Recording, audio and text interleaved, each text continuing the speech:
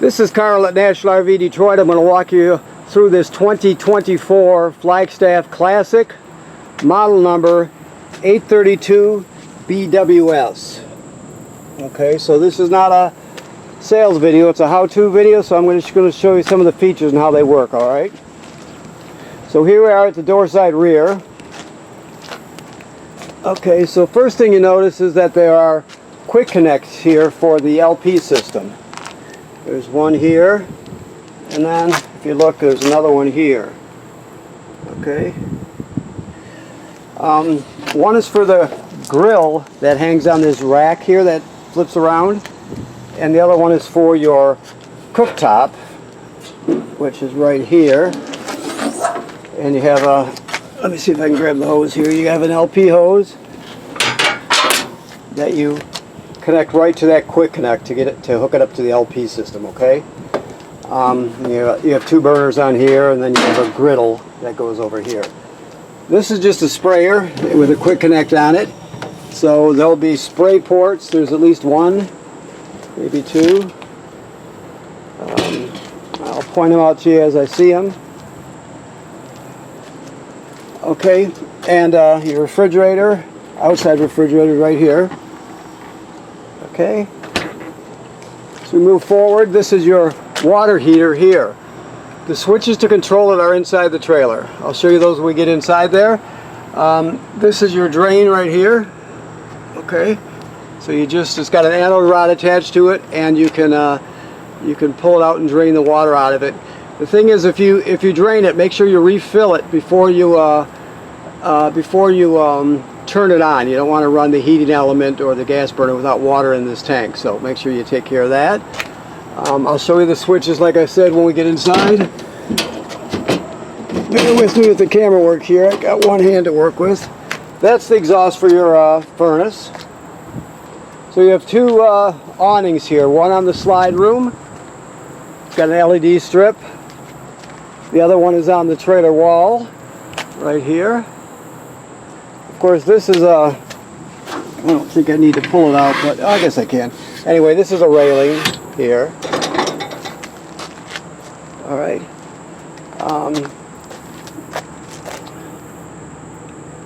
There's a utility table can go on here. You have power, and then you have a TV signal out right here. You also have a TV bracket. The other bracket is inside, the one that goes on the back of the TV, so you can hang a TV there if you choose to. You have power stabilizers. I didn't show you the one in the back, but one switch controls both rears, the other switch controls both front, and you're just going to use this. Very simple. You don't lift the trailer with them, you just stabilize it. This is just in case you buy a portable solar panel just to charge your battery. It's just pre-wired for this. It's by Go Power. So if you're interested in getting one of those, you can order one. You have two deep cycle marine batteries that are wired together to double the storage. They still output 12 volt DC. You just have double the storage capacity, okay? Two LP tanks with automatic changeover regulator. You've got your power tongue jack here, okay? Let me come around this side here.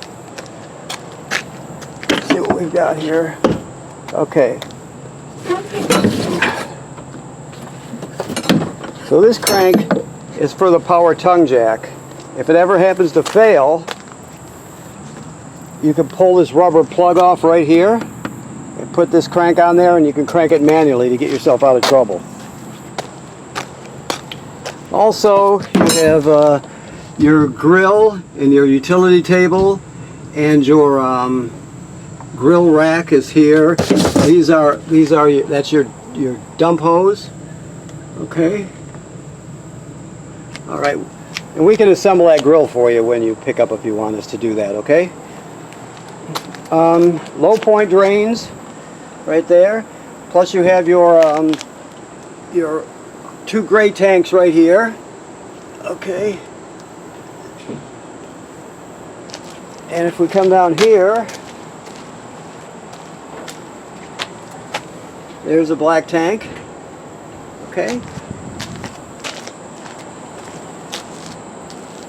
Actually, you have a black tank here too.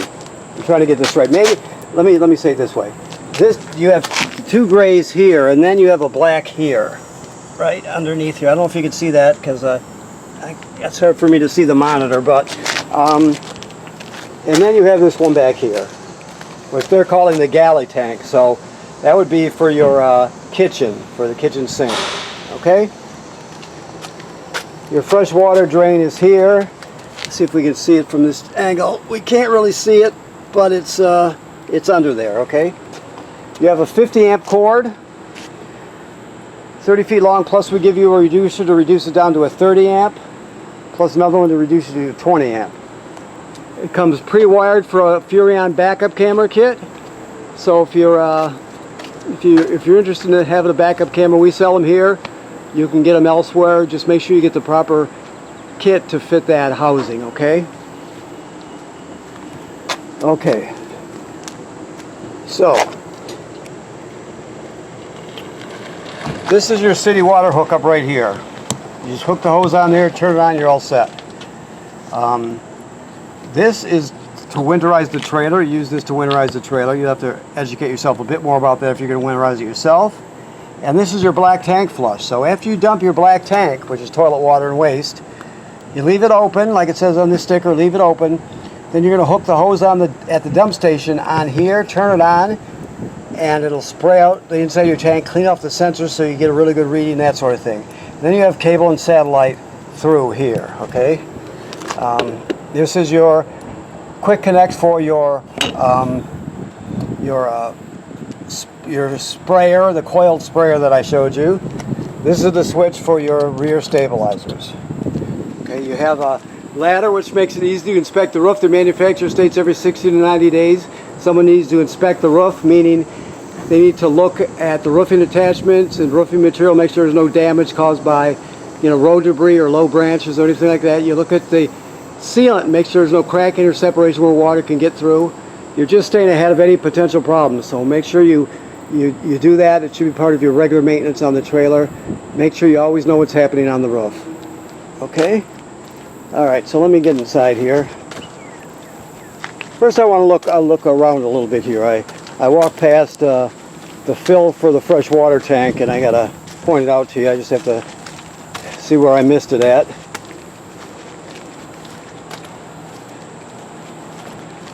Okay. No. Ah, here it is. So I showed you where the city water hooks up. If you don't have city water, you can pre-fill the fresh water tank right here, and then when you get to the place you're camping, you can just turn on the water pump and pump the water right out of the tank. Everything will work as though, all the plumbing will work as though you have city water, but you'll be pumping out of the tank. Of course, if you have city water, you don't have to worry about the tank or the pump. I'll show you the switch for the pump when we get inside also. Okay, that's better. So let's go inside. I think they're cleaning in there, so we'll have to kind of work around them a bit, but we'll do that. Okay. Aha. So when we first come in the door, we've got your control panel right here. So you have your 2 awnings right here, and then your 4 slides here. Okay. Your water heater to light it on gas, you do this. To light it on electric, you do this. Remember, like I said, never run the water heater without water in it, in the tank, okay? You turn your water pump on right here. Like I said, the water pump's used to pump water out of the fresh water tank if you don't have city water. It's also used to winterize the trailer. And you have heating pads for your tank, so you turn that on there. All the tanks, the gray tank, black tank, and freshwater tanks have heating pads on them so you can extend your camping season. So you can turn that on there. These are just lights. Okay, that connect is for an app, if you want to use the app. Okay. Now this is your solar controller. I don't know how well you can see it, but the only button you're going to have to push is this one here. Let me get this straight here. Hold on, because this rotates through. Oops, let me back up. Yeah, so this screen tells you how many volts It keeps rotating, so I'm just going to try and catch it when it comes around here. 13.6 volts DC in the system, and the number below that is the amount of amps that are being put into the system, into the battery for storage from solar power. You're plugged into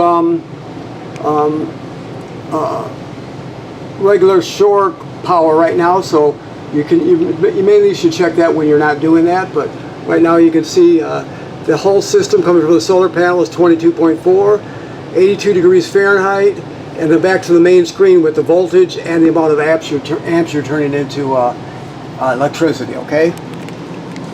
When it comes to your thermostat, you just have to pick the zone. You got two air conditioners in here, one here and one over here. So yeah, that's why it's a 50 amp system. So you pick the zone and then the mode. It's very simple. Right now we're on cool. Obviously if you want to heat it, you turn on heat. It's very simple, okay? It works like any other thermostat. Okay.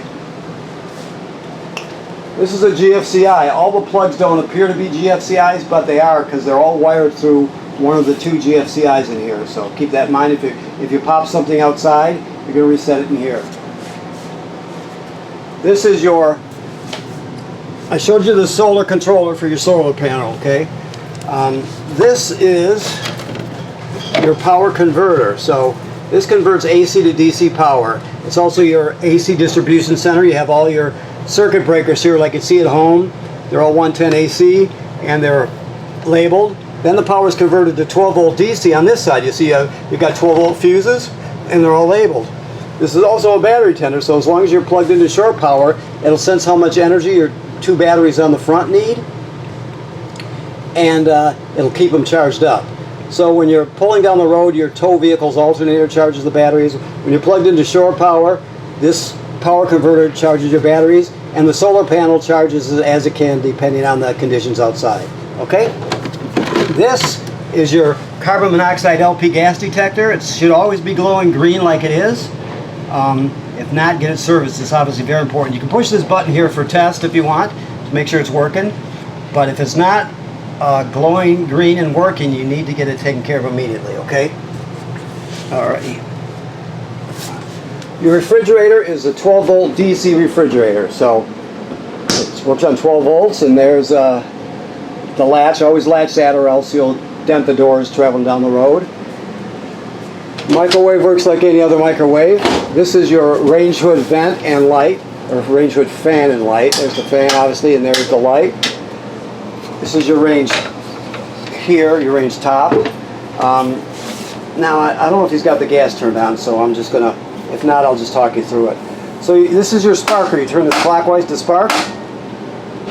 You have the three knobs here for your burners, and you have your oven here. So let's just see if he's got it going. Yeah.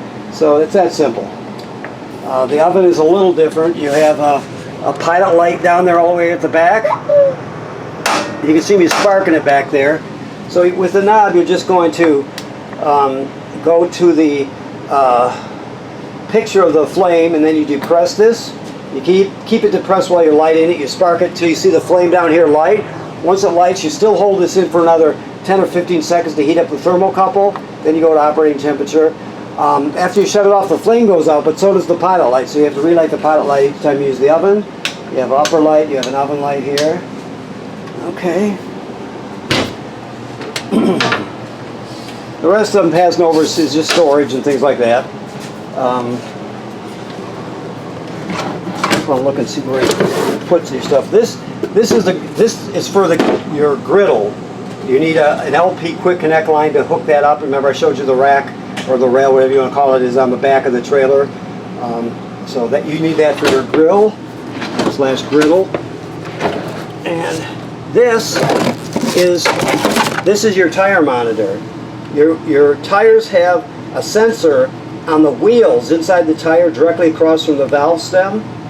And so you can program this to alert you if your tires are going flat. It can also take the temperature of the hubs. It'll tell you if one of your hubs is getting too hot. So that's a good feature. You have to program that though. But there's directions, and there's also good stuff online about it. It's good to travel with the table in the down position like it is. If not, it's a heavy table that can bounce around and break something, right? So it's collapsed right now, but when you're traveling, you should have it in this down position. This is all your literature here, a ton of it. This is a water filter for your water filter canister. This is the wrench for the water filter. This is to hook up your TV outside. This coax cable, and this is the other half of the outside bracket here for your TV. If you want to put one, if you want to dedicate a TV for outside, you get some putty, and so you can touch up any flaws that you find, that sort of thing. Okay. All right. So let me look around here, see if I got this room done. I believe I did. Okay. Your keys are hanging right here. So we go back, and you're in the bunk room.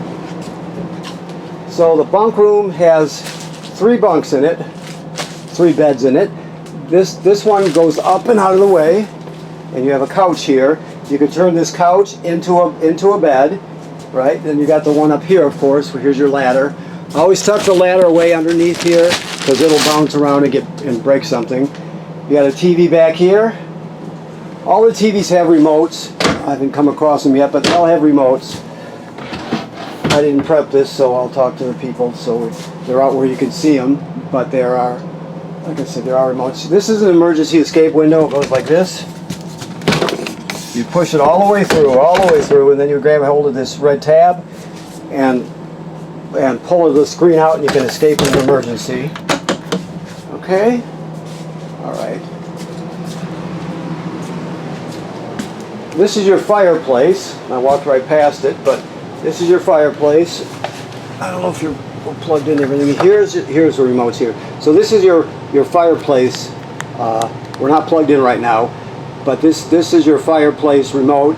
You can set the fan speed. You can set the color of the flame, temperature. All switch from Celsius to Fahrenheit. It's got a timer on it, right? And that's for the rear TV. And this is for your. This is the Insignia TV here, and then this is for the one in the back, I believe. Okay. All right. So let's see what else. Of course, this is actually a hide-a-bed, so you can actually fold this out and turn it into a bed. You can also turn this into a bed if you need to. When it comes to the bathroom, toilet works like all RV toilets. It sits right over a black tank. So before you use it, you got to put a dose of chemical in the bowl. You step on the flush pedal, hold it down until you put at least a gallon of water in the tank below. Then it's ready to be used. If you don't use chemical and water in it, it's considered using it dry. It'll get clogged up, it'll smell terrible, and it'll be a real mess. So always use your chemical in your water. Always travel with this latch on here like this. Otherwise these will smash together, and odds are eventually one of them will crack. So, but if you keep them strapped together, that will not happen. Now this is another eco device here. This is your shower miser. Okay, so what it does, you put it in this position when you're going to heat up water. You turn on your hot water, and instead of the hot water just you turn on the hot side, but the water's still cold, so it will normally just come down and go into your drain and into your gray tank. So you're wasting perfectly good water, and you're wasting storage in your gray tank. So what this does is it loops it around, and so it cycles around in a loop, and it'll go from here to your water heater to your water pump, back around, and it just keeps going around and around and around. Nothing comes out here while it's heating up. Once it heats up, this will turn a beigeish color. You'll see it plain as day, and then you're just going to go like this to your shower. You can see the picture there. And it'll work like a regular shower, but your water will already be heated up, so you're saving water. In some areas have drought conditions and all that, so you're saving water plus storage. That's the shower miser. All the stuff has literature on it in your folder. You can also go to their company's websites and look at their product videos too if you're interested. There's the other GFCI I told you about. This is a remote for your fan. It's a 4-speed fan. It's got a cover over it, so you can use it when it's raining. You can leave it open when it's in storage somewhat, so you can have some airflow. It's a all-around good thing. Okay, the bedroom. We've got TV hookups here, right? Plus there's backer plates so you can put a bracket to hang your TV there if you choose to. Another emergency window. There's some storage under here. Let me see if I can pick it up one-handed. Yes. So you got drawers under there, and then you can see from the outside the other stuff we already looked at. Okay. This is a sensor, just so you know what these are. These are sensors for your heating and cooling system. Okay, the rest is storage. You have a wardrobe here, of course. Every place they can fit.